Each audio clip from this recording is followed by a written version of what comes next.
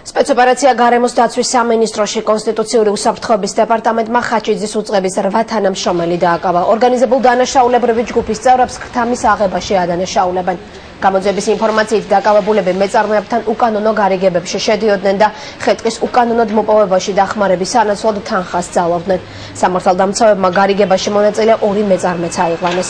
ბრალის დამტკიცების შემთხვევაში ყველა ეჭვმიტანილს 9 წლამდე პატიმრობა ემუქრება.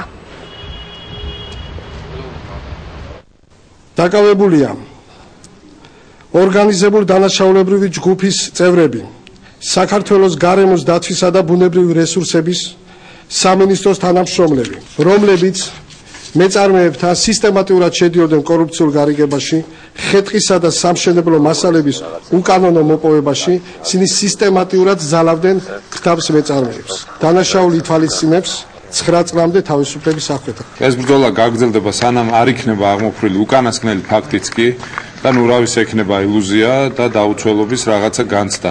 თითოეული მათგანი იქნება დასჯილი მკაცრად კანონით.